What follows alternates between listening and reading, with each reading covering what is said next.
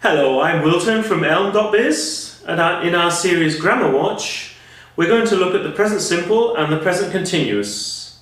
And to do this, I brought along Tom. So, welcome Tom. Hello. And I'll leave you in his capable hands.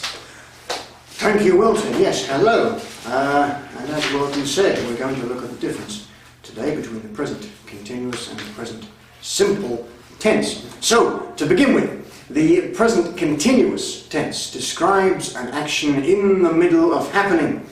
I am filing the invoices. I've started to file and I've not yet finished. I'm filing right now. The present simple tense, on the other hand, is used to describe a habitual action, something that happens regularly.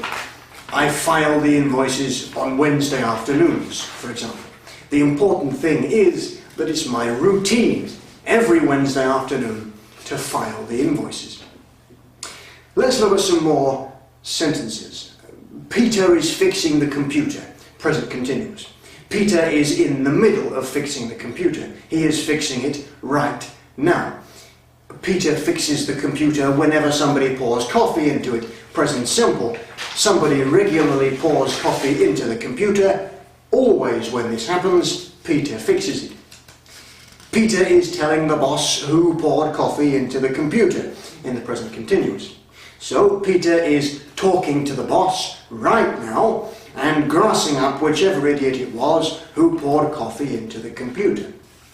When somebody pours coffee into the computer, the boss fires them. Present simple. The boss's routine action is to fire anybody who pours coffee into the computer. Another way of thinking about it is that the present continuous expresses a temporary action that will at some point be replaced by a different action in the future. In the present simple, on the other hand, either the action is more permanent or it doesn't matter when it will be completed. For example, Jenny's writing a report in the present continuous. This means at some point in the future, Jenny will finish writing and start doing something else. But Jenny writes the reports in the present simple. In this case, writing the reports is Jenny's permanent job. Of course, in the future she might stop doing the job and retrain to become a lion tamer. Here, however, this possibility is not important. I'm living in Hamburg. This sentence implies that you plan to move away at some point in the future. But I live in Hamburg in the present simple. Here you sound more permanent. The sentence contains no suggestion that you'll move away. Let's look now quickly at state verbs.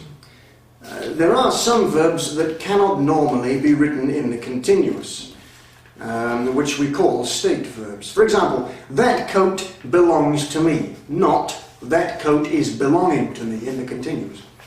The coat cannot be in the middle of belonging, nor can the coat ever finish belonging and start doing something else. I might sell the coat to Wilton, of course, but then it will belong to him. The state is the same. Or, do you believe in Father Christmas? Not, are you believing in Father Christmas? The same is true here. Believing is an action that can never be replaced by another action. I cannot suddenly stop believing in Father Christmas and start doing the laundry instead. In fact, there are quite a few of these state verbs. Here's a list of some of them.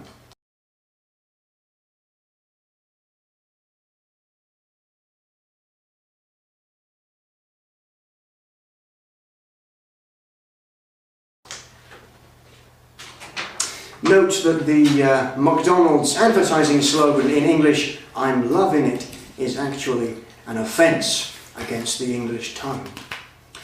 There are one or two interesting exceptions from these rules. Firstly, let's look at the verb to be. Normally, of course, you cannot say, I am being a man. Being is a state. You cannot be in the middle of it. You cannot say, I'm very busy being a man at the moment, but when I've finished, I'm going to post a letter. Nobody is in a fit state to post a letter after they have ceased to exist. You need to say, I am a man, present simple. But you can use to be in the present continuous if you mean behaving or acting. For example, He's being unusually chatty. You're being very difficult today. In this context, the behaviour is happening at the time of speaking and is seen as temporary. Secondly, the verb to think. If you are giving your opinion, you cannot say I am thinking either. For example, I am thinking it's a big problem is wrong. However, you can say I am thinking about the problem. Here you make it clear that you are thinking in a very specific context, so the action is a temporary one. Okay, now let's look quickly at the phrase always doing, because that's interesting as well. The phrase always doing something also contains a special nuance. If you say you always stay late at the office in the present simple, you are describing somebody's routine. Every day the person stays late at the office. This is simply a fact. You're not judging the person in any way. But if you say you're always staying late at the office, present continuous, you imply that you think the person stays later than is normal. Often you are annoyed by this. Here are some more examples. They always arrive late. So they arrive late every time. This is a fact. But they're always arriving late, present continuous, means they arrive late more often than the speaker thinks is reasonable. Or the sentence, I always wear other people's slippers. Again, this is a fact. You simply spend a lot of time wandering around in other people's slippers, and you don't see this as a problem. But I'm always wearing other people's slippers. Here you suggest that, in your own opinion, you should really stop stealing other people's slippers and buy some of your own. Okay, finally, let's look at the uses of the present tenses in the future sense in English. Just as in German, you can use the present tenses to express an idea in the future. For example, the sentence, the train leaves at 6 o'clock tomorrow.